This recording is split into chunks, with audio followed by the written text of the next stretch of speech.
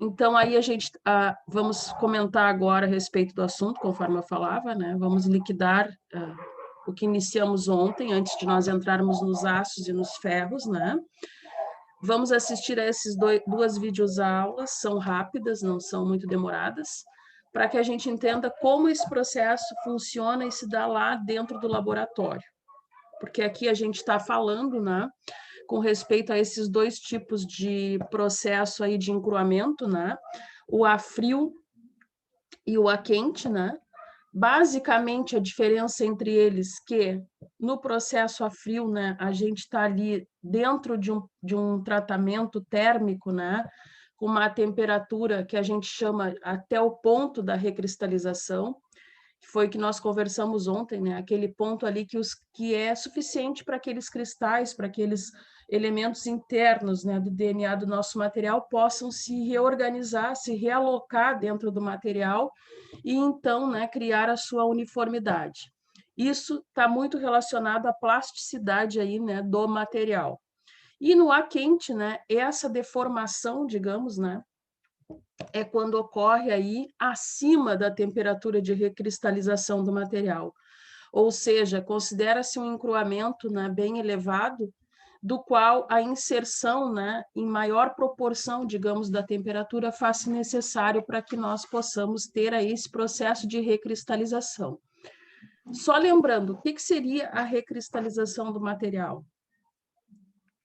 Química e fisicamente falando. Quem lembra? É para endurecer ele, professora? Deixar ele menos duro?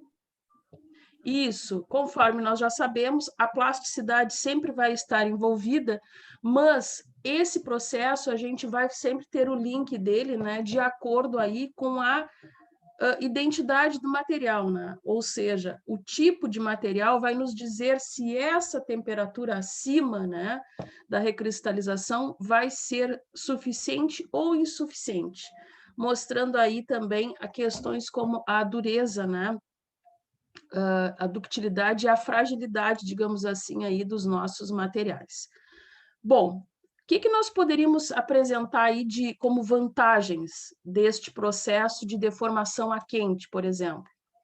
O que vocês acham?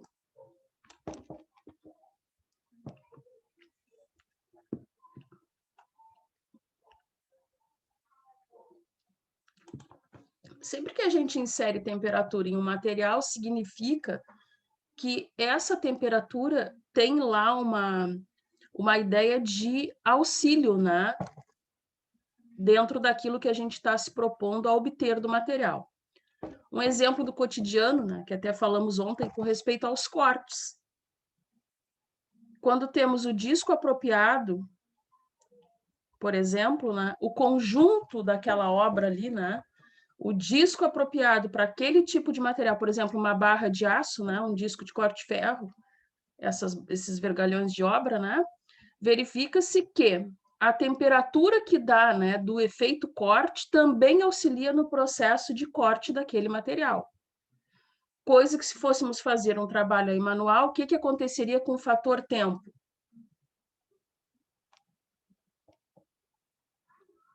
Elevaria-se, né?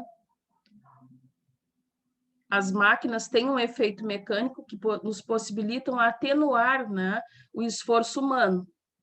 E isso não é só sob esse prisma, né, que a gente vê aí da questão facilidade, mas sim porque isso é realmente um conjunto, né, um arranjo que é proporcionado ali com esse efeito, no caso, né, de emprego aí da temperatura, que vai tender a diminuir o nosso esforço mecânico, né? Para a mesma deformação, nós vamos aí necessitar de máquinas com menor intensidade, eu diria, ou capacidade, né, de corte mecânico, digamos, do que um trabalho aí de deformação a frio. Então, também fica, né, proporcionado um refinamento daquela estrutura, né, que a gente tem, sabe que existe ali no material, e melhora a tenacidade. Gente, o que é a tenacidade aí do nosso material, que nós verificamos ontem?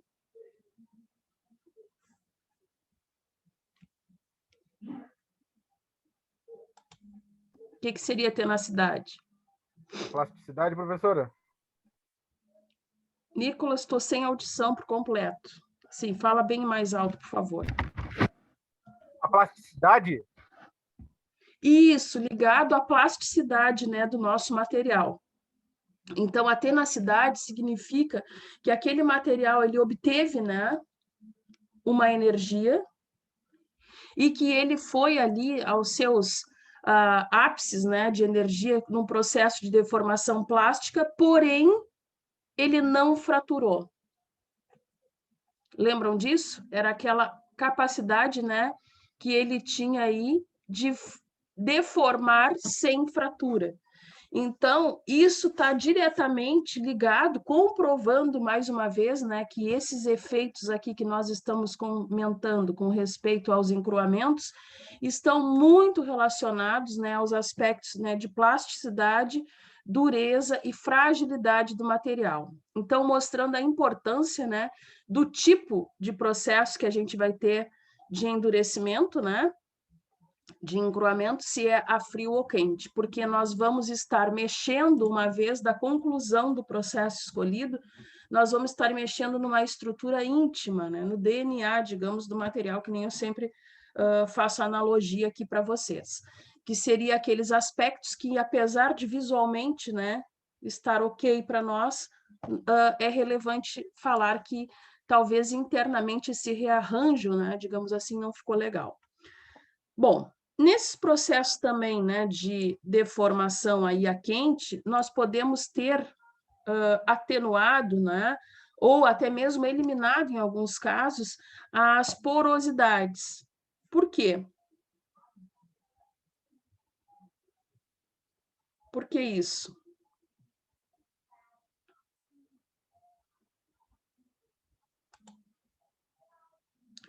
O que vocês acham? Porque como no processo a frio, que nem nós conversamos ontem, até assistimos um vídeo, né? Nos mostra ali que aquele processo a frio, ele está praticamente, né, numa temperatura aí ambiente, ou aquela suficiente para uma pequena modelagem, né, digamos assim, naqueles grãos. No processo a quente, como tem a questão da temperatura mais intimamente, né, no interior aí do nosso material, aquela uniformidade, né, aquela recristalização, ela como se viesse, né, de dentro para fora, então eliminando aqueles sulcos, né, aqueles vincos que a gente sabia que ficaria aí frisados, né, na superfície do nosso material. Então, em alguns pontos, nós poderíamos dizer que isso é uma vantagem, levando em conta aí alguns critérios e algumas coisas das quais é nosso desejo aí confeccionar, né? Já no processo de deformação a frio, uma vez a gente tendo apontado tais características aí no ar quente, nós temos coisas um tanto contrárias, digamos, né, com o processo que falávamos do ar quente com relação a este a frio. Nós vamos ter aí um aumento de dureza, né, de resistência dos materiais, mas a ductilidade, né, diminui. Por que isso?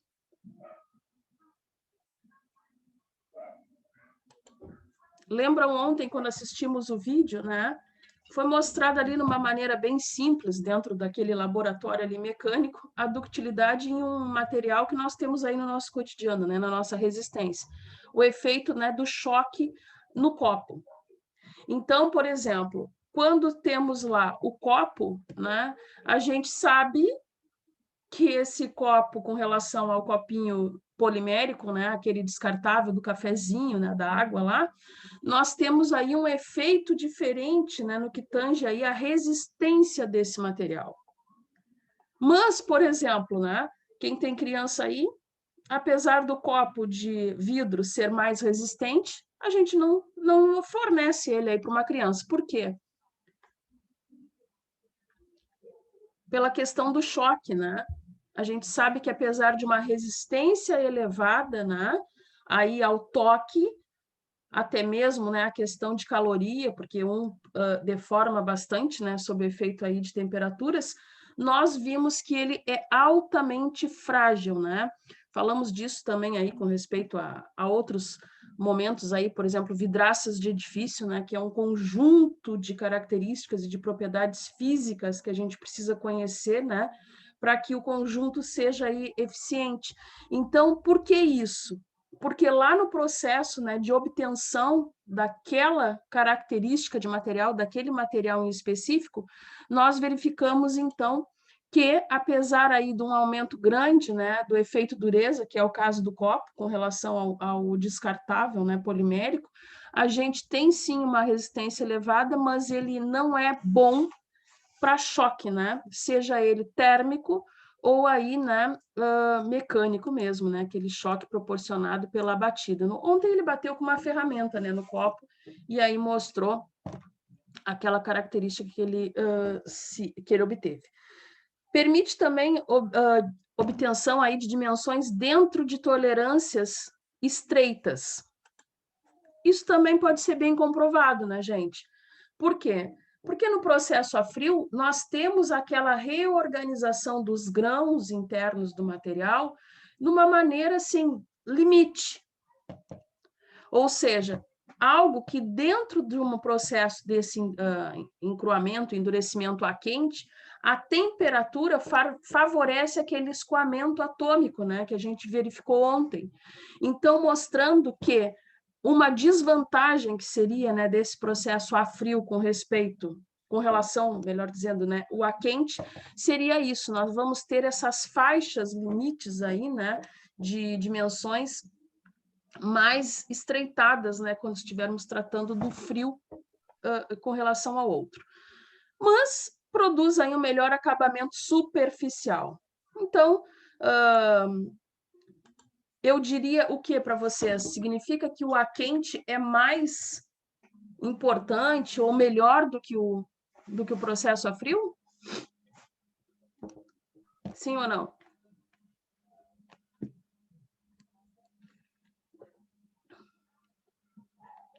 O que vocês acham?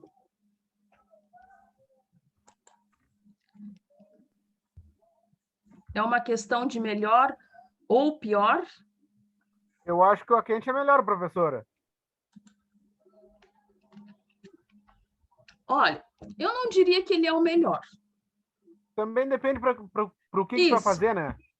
Tu usou a palavra do meu ponto de vista aí correta, né? Claro que eu não sou aqui uma estudiosa aprofundada, né, do assunto aí de encruamento, mas dentro do contexto que a gente estuda, a palavra seria depende, bem empregada aí pelo Nicolas.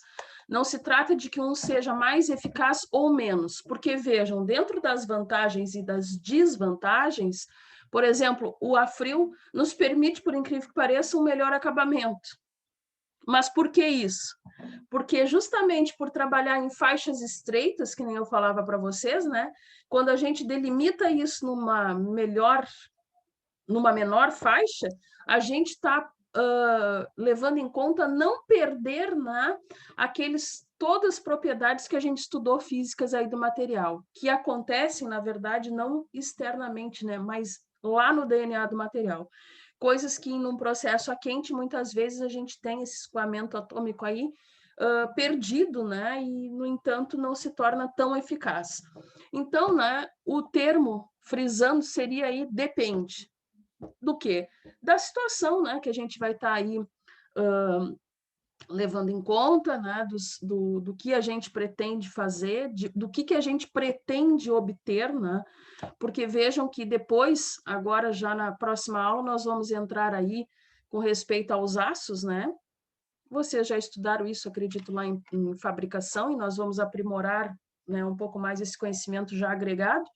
Vocês verificam que os materiais adicionados, né, aquela heterogeneidade que a gente chama no material, que é a inserção de outros elementos, que nós vimos aqui, que é uma classificação aí geral dos materiais, que é adicionar alguma impureza, né, que seria, né, entre aspas, a fim de deixar ele mais aguçado, né, mais eficiente para determinados projetos com relação a outros.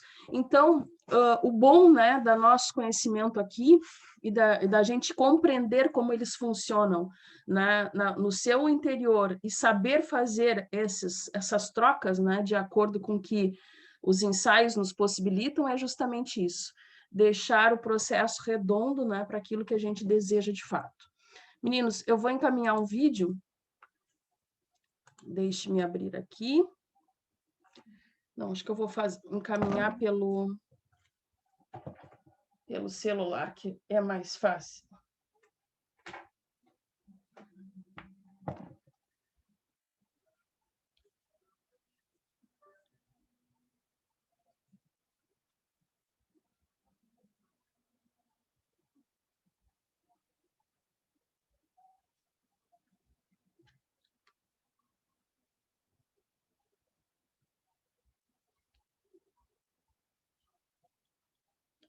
MEC 8, né, meninos? Sim, professora. Tá. Então, assim, aí depois, até salientando, né, nós vamos assistir 2 vídeos dentro da sequência das 10 videoaulas, né? Esses seriam o 3º e o 4º que nós vamos assistir hoje. E vamos verificar aí, para quem quiser e tiver curiosidade, né, seria legal de ver toda a sequência que eles dão ali. Depois é só procurar dentro do próprio canal, né, que está apresentado lá na plataforma, para que a gente consiga aí ter uma visão maior. Mas, a princípio, nós vamos assistir esses 2 e, quando estudarmos ácidos, a gente vai assistir mais 2, tá? Eu vou fechar aqui a gravação e o áudio para não dar interferência aqui, mas qualquer coisa, chamem que não consegui abrir ou coisa parecida, beleza? E aí, o que acharam do vídeo? Legal, né? Então, ali nos mostra exatamente o que a gente estava falando, né? De uma maneira muito mais aí maçante, digamos assim. Então, nós vimos que esses processos, né, que há de encruamento e esses trabalhos que a gente faz, tanto aí a quente ou a frio, né, a fim de atenuar esses vazios entre os grãos, porque eu não sei se vocês se atentaram, porque, na verdade, a estrutura, né, molecular, como que se apresenta, né, a associação molecular dos materiais, nos permitem que a gente tenha eles com essas características aí que a gente busca, né? Quando nós mexemos, conforme já falado, a gente mexe nos vazios. O que é os vazios? O que vocês acham?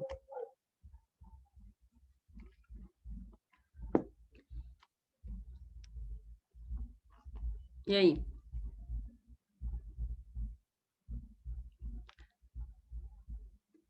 Vocês viram lá que logo no inicinho, né, do vídeo vai mostrando ali tanto o processo de laminação quanto o processo aí, né, com um tipo de acabamento que é através de prensa, né? Aqueles grãos, eles botaram ali uma animação de algo, um empilhamento destes, né, e um martelo, como se batesse em cima, e eles ficavam então deformados. Quando faz isso, nós estamos mexendo, ali mostrou bem, né, com toda a estrutura de arranjo das moléculas internas do material. Por quê? Nós mexemos em 2 aspectos. Nós mexemos na espessura, né, no dimensional desse grão, que é ajustado, né, um com o outro, dá aí a complexidade do material, e nós mexemos também no distanciamento entre eles. Isso chama-se vazios, né? Nós vamos ver, né, e analisar isso até em ensaios 2, né, quando fazemos lá investigações mais internas, daqueles ensaios que eu já mencionei a vocês. Então, ali mostrou isso. Por que é necessário? Ali fizeram até uma enquete, né, o que as pessoas faziam para descontrair, né, o efeito tensão, né, que existe aí em nós, seres humanos, né, animais, existe também nos nossos materiais, ou seja, aquilo que a gente faz para deixar as coisas, né, de uma maneira mais acomodada. Bom, foi mencionado um exemplo, né, bem legal, que inclusive a gente aprende na escola, né? Acredito que todos soubessem aí que o diamante é o material aí mais duro, com maior ductilidade aí do planeta. Já ouviram isso, né? Não foi a primeira vez. Ductilidade, professora. Hã? Ductilidade? Nicolas? Repete, por A senhora favor. falou que o diamante é muito dúctil. Ele é um material aí, né, com efeito de dureza muito concentrado. Por quê? Alto índice de carbono. Então, foi mostrado isso no vídeo, e a gente sabe, né, quando estudava lá química na escola, normalmente vem esse exemplo, né, citado aí para a gente, para mostrar o quanto é. O que significa isso, física e quimicamente falando? O que vocês acham? Que a gente acabou de assistir, com o que nós já viemos aí conversando. Por quê?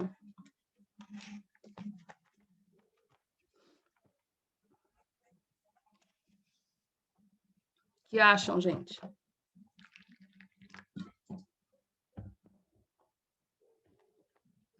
Alto teor de carbono, muita concentração, muito a agregação entre aqueles grãos, né, que compõem aí o nosso material, pouco espaço entre eles, ou seja, número de vazios, né, também bastante concentrado, o que deixa então o material com essa característica, né, com uma ductilidade aí muito expressiva.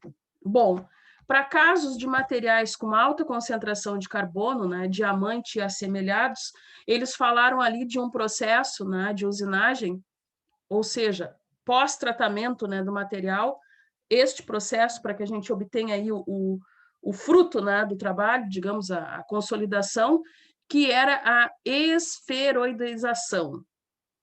Lembram?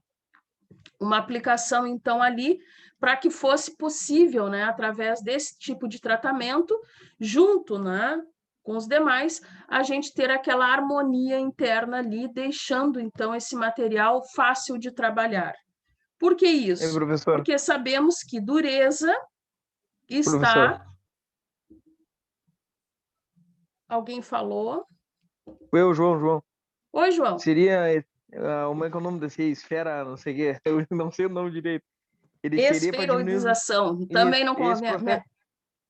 Esse processo seria para diminuir o espaço também, para poder o material ser um pouquinho mais dúctil. Isso. Ou não?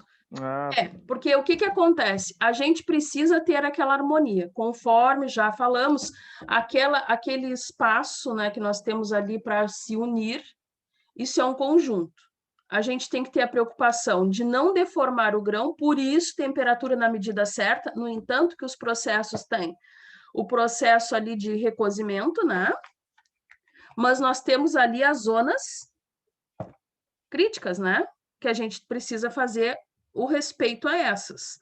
Ou seja, significa que nem o João está falando que a gente precisa dar aquela harmonia lidando com um pouco de vazios que a gente tem, né?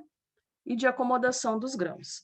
Bom, neste caso, né, o recozimento, por exemplo, ele é um processo nada mais, nada menos de que a ajustagem, concordam? Ele é um ajuste fino, né? Onde a gente vê ali que, no momento que a gente consegue ter aquela reorganização, né, de uma maneira em faixas pequenas, porque, notem, é uma característica, né, que a gente viu há pouco, né, quando eu citava aqui para vocês, é uma faixa estreita que a gente vai ter. Então, esse processo aí, ele tem que estar respeitando, né, tudo aquilo que acontece internamente para ter realmente o alívio de tensões, que é o nosso objetivo. Então, gente, mostrando a importância, né, também de nós compreendermos os materiais, verificarmos o que de fato, né, eles são e qual o destino, né, que a gente necessita para eles. Aí eles mostraram algumas coisas das quais eles estavam fabricando, porque isso vai ser importante no final. Porque esses processos, né, de ajuste que a gente vai fazer, é necessário de acordo com o nosso destino. Então, a gente tem aí normas que vão nos mostrar, né, como que isso vai ser aí, de fato, verificado e alencado aí dentro de um laboratório, por exemplo. O Gabriel e o Elson estão de conversa entre eles. Tô brincando. É que um ri, o outro ri. Um fala alguma coisa, eu não sei. Tá bom. Não? Então é coincidência. Não, é que eu tô com a acompanhante do lado aqui, ó. Ah, para calcular. Não, eu olhei assim, aí um riu alguma coisa, por coincidência o outro também. Eu disse assim, ué, estão aqui de comunicação paralela. Então tá, vou encaminhar outro vídeo para vocês, para nós vermos aí a outra etapa do processo, beleza?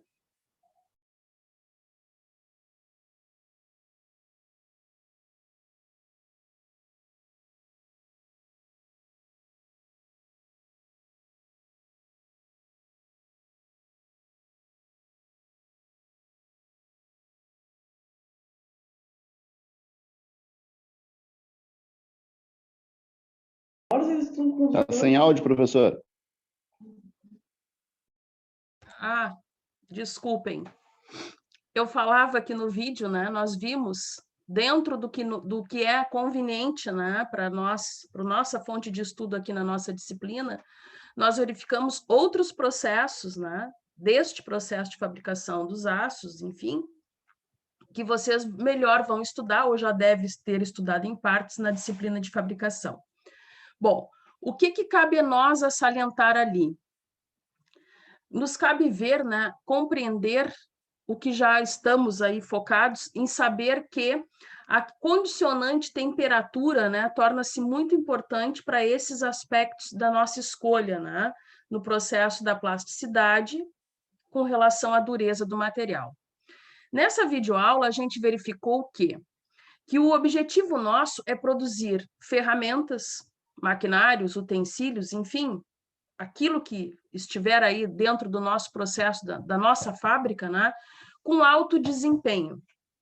Para isso, a gente tem que fazer o conhecimento e entender esses processos. O que nos mostrou ali? Primeiro, eles fizeram um estudo com aço liga. Lembram o teor de carbono que foi falado ali?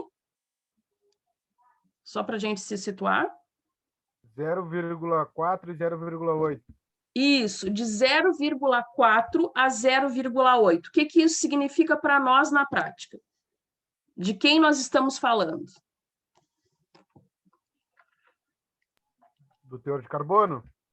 Sim, aço carbono. Mas sabemos, né, que os aços carbonos, eles têm faixas ali, né, de concentração de carbono. Por exemplo, dentro dessas faixas, nós podemos ter aí carbono de aço de alto carbono, né? De médio carbono, de baixo carbono, de carbono extra baixo, né? E ultra baixo. Essa concentração da nossa faixa, tá? Ela vai, vocês podem verificar aí nas normas, na bibliografia, ela varia entre de 0,015% de concentração de carbono até 2,11% de concentração. Bom, se fôssemos pegar a tabela, aí eu pergunto, não sei se vocês já viram lá em fabricação isso ou não. A gente não fizemos fabricação, a gente fizemos tecnologia. Ai, gente, eu estou considerando como se vocês tivessem feito fabricação. Não é de hoje que está falando fabricação, né? Ah, desculpa. Bom, então nós vamos falar melhor esse assunto amanhã, quando estudarmos os aços, eu vou apresentar para vocês aí essa faixa. Mas estou já antecipando, né? Nós temos esse teor. Quando ele nos falou que aquele aço variava de 0,4 a 0,8% de concentração de carbono, ele estava nos dizendo aí que nós estaríamos dentro de um processo de médio a aços de alto teor de carbono. E isso nos mostra que está correto justamente pelo processo que ele fez ali, inclusive ele falou num processo de correção através de um sistema isotérmico. O que significa o termo isotérmico lá da termodinâmica, da física? Quem é que lembra?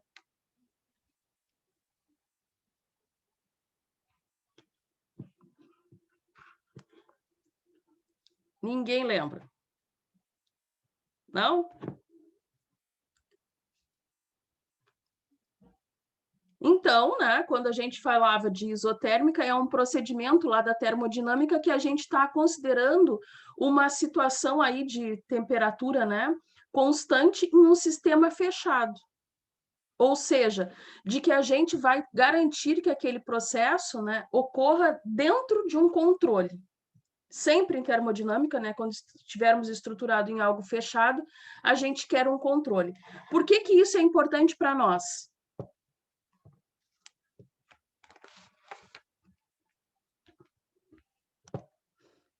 Porque para determinadas situações, inclusive o vídeo também mostrou, a fim de elevar ou não a dureza do material, de acordo com a concentração que ele vai ter aí de carbono, por exemplo, nós temos que fazer esses processos, né, esses jogos aí com respeito às variações da temperatura. Por exemplo, lá ele mostrou, quando ele falou desta concentração aí, desse tipo de aço liga, qual foi a temperatura que saiu ali o material e a qual ele foi submetido.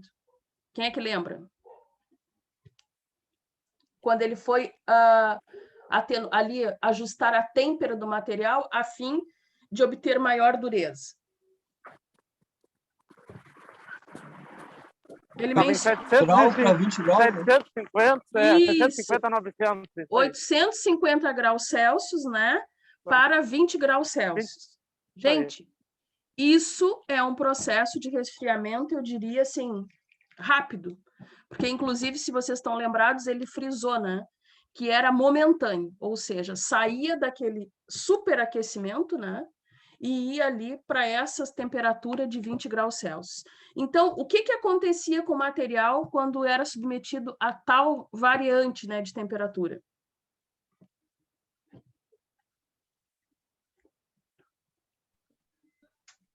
Um resfriamento da peça? Um resfriamento da peça e, por consequência, o que nos seus grãos? As consequências que aconteciam dentro disso, tipo rupturas, coisas do tipo? Mostrou-se ali que quando o material, né, numa temperatura elevadíssima, né, como 850 graus Celsius, para 20 graus Celsius, ele estava, em outras palavras, né, nos dizendo que ele simplesmente fez uma deformação daquela estrutura, de modo que ele conseguiu aumentar a dureza. Isso, internamente, significou o quê? Que aqueles materiais ali que tiveram aquele processo de recristalização, que a gente já sabe que ocorre, eles se solidificaram. E quando eles entram nesse processo de recristalização e se solidificam, eles não podem obter outras formatações.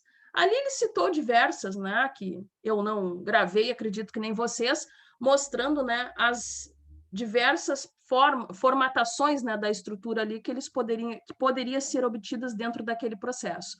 Mas o que é importante para nós? Entender, né, que esse tipo de endurecimento, tanto a quente quanto a frio, vai depender do material que nós estamos usando, do processo que a gente precisa obter e do tipo de liga que a gente está utilizando. Ali, notem, eles falavam, né, em ferramentas, falaram em brocas, né, em situações aí do nosso cotidiano, mostrando que são utensílios que necessitam de uma concentração elevada de carbono, e a gente entende por quê, né? Porque quando a gente eleva essa concentração, significa que a gente está querendo dar aí uma característica, né, de dureza para o nosso material. Quanto mais concentração de carbono, mais enrijecimento, né, dessa estrutura cristalina e melhor aí o agrupamento delas através disso. Então, aí entra o processo de revenido, né, que a gente já está aí começando a falar dele, que é aquele que nós vamos ter aí para corrigir todos aqueles vazios, né, e aqueles detalhamentos que não é interessante para determinada situação.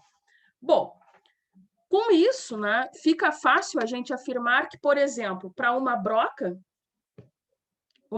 que vai perfurar aí uma estrutura de concreto armado, eu preciso de um maior índice de dureza, né? Todos concordam? E eu vou obter isso por tudo isso que a gente já conversou agora aqui. Perfeito. Significa, dentro do que a gente já estudou, que esta broca está aí imune, por exemplo, na questão fragilidade?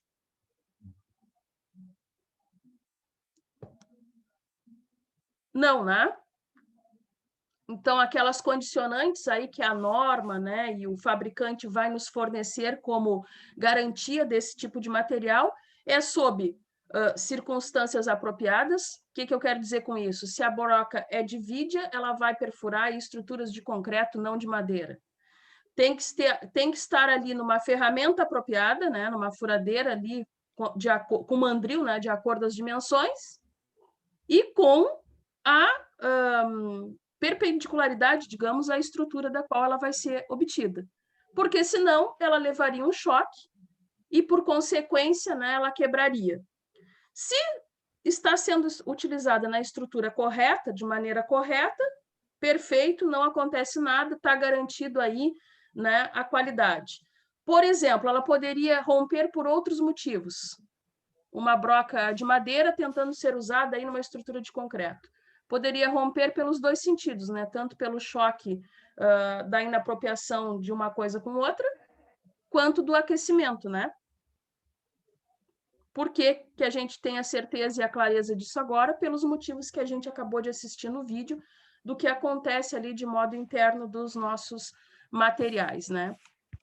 Bom, gente, eu quero adentrar com vocês no assunto, então, dos aços, né, e ferro. O que a gente vai começar a falar amanhã? Entender, né, os metais dentro daquela classificação mais geral que nós falamos lá nas primeiras aulas, né? Como que são obtidas aí as ligas, né, o processo de produção das ligas, né? Entender o que são esses ácidos carbonos, né? A concentração que eu acabei de mencionar para vocês, e aí peço desculpa, né, que na minha cabeça vocês já estavam aí com essas faixas estabelecidas, seria só um aprimoramento aqui. E aí, então, a partir de amanhã a gente começa a estudar isso, ok? Mas em tecnologia nós aprendemos isso aí. Você me deu a entender que não. Sim. Não, tecnologia não, estava falando fabricação, é diferente. Enredar. Entendi. É. Não, ela só enredou, não. Enredar, Sorriso. Pô, Sorriso. Não. Vocês querem que ela ensine de novo? Gente, não, vai ter que ser falado. Algumas coisas talvez já vistas, porque o curso é uma costura. Sim, certo. As disciplinas, né? Mas o que eu quis dizer, porque eu achei que vocês haviam feito fabricação mecânica, era dos processos lá de isotérmico, austêmpera, esses processos aí que envolvem, né, a disciplina lá de fabricação, que na minha mente vocês já tinham feito. Foi isso. E não... Ele até explicou um pouquinho disso aí, mas não foi a fundo disso aí. Não foi a fundo? A fundo, não. Porque na concepção aí da ementa está destinado lá a fabricação 1 e 2, se eu não me engano, que vocês têm esses módulos, e talvez resistência também fale um pouco, e vai se repetir muitas coisas que a gente está falando aqui. Nosso objetivo aqui, frisando, é entender isso lá dentro, né, de uma situação aí de laboratório, um processo investigativo, escolha aí para projeto, enfim, tá? Mas algumas coisas vão ser, sim, repetidas e mencionadas aí. Beleza?